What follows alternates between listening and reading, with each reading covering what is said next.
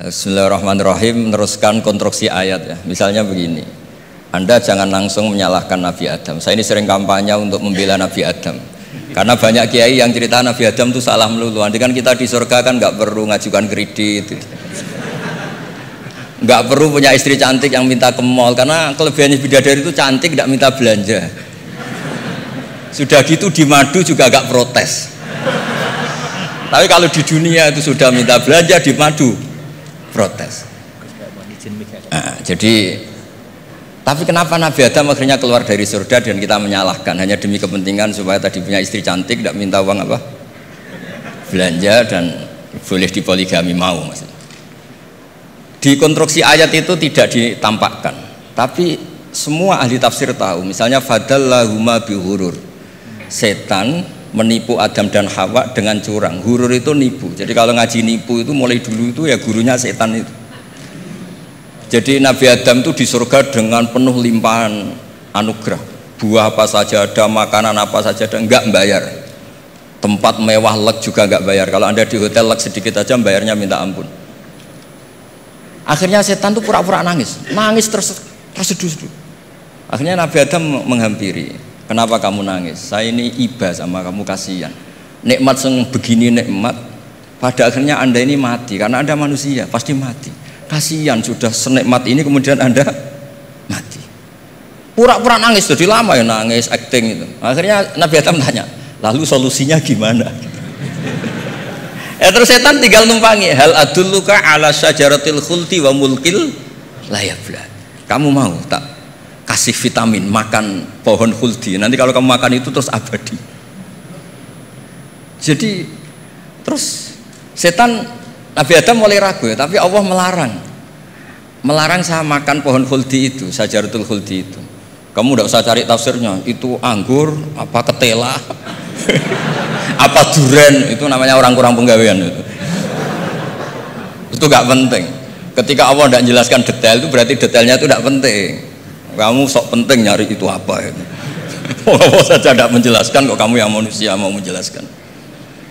Akhirnya Nabi Adam tanya, apa betul Allah itu melarang saya makan itu? Terus Allah cerita, wa qasamahuma inni lakuma laminan nasihin. Terus setan itu cerita, demi Allah saya tahu info terbaru bahwa sekarang nggak apa-apa. Jadi hukum terbaru itu. Singkat cerita Nabi Adam makan. Ketika makan, berarti setan salah karena menipu Nabi Adam, Adam salah karena makan pohon khuldi tadi. Apa yang terjadi? Allah manggil Nabi Adam. Adam, kenapa kamu makan itu? Bukankah pohon-pohon yang lain, buah-buah yang lain itu cukup? Kenapa kamu makan yang saya larang itu? Terus jawab Nabi Adam ini yang unik, yang kita harus bela Nabi Adam ila yaumil qiyamah. Wa izzatika ya Rabbi ma adzunnu anna ahadan yahlifu bika kadiban. Demi kehormatanmu ya Allah, ketika engkau disebut oleh setan, saya tidak pernah mengira ada orang berani mencatut nama engkau kemudian dia bohong. Ketika engkau disebut ya Allah, saya tidak pernah mengira ada orang mencatut nama engkau kemudian dia bohong. Sehingga Allah itu haru sama Nabi Adam. Makanya Nabi Adam itu diusir. Ini meneruskan ayat yang dibaca Mas Majid tadi. Diusir tapi disangoni. Dam, secara prosedur hukum kamu harus saya usir karena kamu melanggar. Tapi tak sangoni, lucu kan? Tak sangoni. Kamu baca ini ya.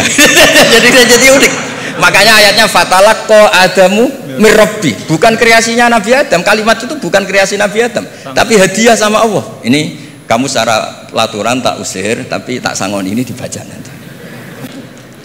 Tapi Nabi Iblis tidak disangoni. Karena memang dia penipu betul. Sudah gitu akting pura-pura nangis, pura-pura ini itu. Jadi benar-benar penipu ulung. Makanya sekarang pun kalau penipu itu memang harus sopan, harus nangis, itu cara untuk karena sanatnya penipuan memang begitu, sanat awalnya memang begitu, pura-pura nangis terus pura-pura itu. Jadi itu memang cara paling efektif untuk apa? Nipu. Ada sanatnya. Nah, lalu kenapa ada hadis mangqala la ilaha illallah dakhalal jannah? Ini terakhir terus nanti Mas Majdi ngendikan terus doai sekalian. Perintah sohibul bait, bukan permintaan, perintah. Perintah itu bukan berarti tidak sopan. Memang bahasa Indonesia itu gitu. Permohonan itu mesti diabaikan. Kalau perintah itu agak tegas, bukan masalah. Jadi begini, saya ulang lagi konstruksi ya, konstruksi ayat fadallahuma bihurur. Kenapa mangqala la ilaha dakhalal jannah? Itu unik. Kalau kita baca hadis, ada orang itu pendosa, salahnya sudah minta ampun, sama Allah dipanggil. Ini hadis musnad, riwayat Musnad Ahmad dan banyak riwayat yang lain. Dipanggil, fulan kamu kesini. Kamu lihat itu apa? Bok Gusti. Berapa? 99. Per bok itu maddul basor. Sepanjang mata melihat itu isinya dokumen kesalahan dia. Jadi nggak kayak yang di pengadilan itu hanya beberapa tumpuk. Itu sepanjang dia lihat itu kesalahannya dia. Sepanjang dia melihat. Sudah gitu jumlahnya 99. Sehingga dia putus asa, dia tidak akan masuk surga. Kemudian sama Allah, sudah kamu tenang saja. Diambilkan bok kecil, kecil sekali, paling sak bok jam tangannya. Dah, innaka lan tuzlamal yaum, kamu tidak akan terdolimi. Kenapa Gusti? Ini kamu punya kebaikan ini kecil sekali. Ya apa efeknya Gusti? Kan nggak ngefek kesalahan seperti itu. Kemudian bandingannya hanya kebaikan sekecil itu. Dah kamu tenang aja. Setelah ditimbang, box 99 yang jumlahnya maddul basor kira-kira 3 kilo sama satu wadah jam kecil. Ternyata setelah ditimbang itu menangnya 1 jam kecil. Karena isinya la ilaha illallah. Malaikat itu nggak berani. Kamu berani, ada namaku kemudian kamu abaikan. Malaikat yang nimbang Pak Warsono itu diprovokasi sama malaikat yang lain. Kamu berani nggak mempertimbangkan kata Allah di situ? Wah ya tidak berani. Jadi disebut fala yaskulu ma'asmillahi ta'ala sayun, dibandingkan asma Allah itu tidak ada yang bisa ngungguli. Nah, di sini terus para torekot, para apa konwiridan Allah, Allah, Allah. Tapi karena kita ini sekarang sudah tidak ngaji malah tanya, gunanya apa sih muni Allah Allah? Lu nyebut pangerane orang-orang gunane. Oh ini sedang nyebut Tuhannya kok kamu tanya gunanya apa? Kamu tak kasih uang aja tidak pernah tanya gunanya uang ini apa? Pas dijak wiridan tanya gunanya apa sih? Oh dasar orang aneh. jadi logis. Lah Nabi Adam juga sama, ketika disebut asma Allah itu nggak mikir yang lain, apa setan itu penipu apa enggak, sudah grogi yang manggil Allah langsung. Nah, makanya saya mohon kenapa kita memahami mangkana akhiru kalamihi Allah la ilaha illallah dakhalal jannah. Karena dengan itu malaikat nggak berani macam-macam. Jadi nanti kalau Anda ketemu malaikat tukang hisab, ayo silakan abaikan nama Allah. Kalau kamu berani berarti tidak malaikatnya Allah.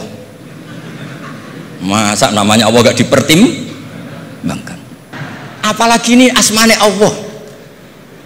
Nah, makanya Nabi ngendikan fato satis sijilat wasakula ismuwah. Kemudian bok kesalahan tadi jomplang kalah. Kemudian yang menang hanya asmanya Allah Subhanahu wa ta'ala. Makanya terus disebut sudah Nabi ketika tanya amal apa paling baik ya Rasulullah, gini dzikrullah fisirri wal alan gini-gini. Dan kamu mati dan kamu hidup walisanu katordun, kamu harus selalu ingat Allah Ta'ala. Nah, kalau sampean tanya kenapa itu menjadi penting, karena tadi malaikat tidak akan memperbandingkan Allah dengan yang lainnya. Makanya ketika ulama-ulama sufi, kalau kamu habis salah istighfar, nanti di sohifah kamu akan ditulis habis salah, salah. Terus di belakang ditulis, tapi setelah itu dia bilang astagfirullahaladzim. Nanti malaikat tinggal aja kamu teror, kamu mempertimbangkan Allah apa yang itu. Ini tak ajarin, kalau tepak ya kamu didengar, kalau tidak malah digebuki, tidak tahu saya.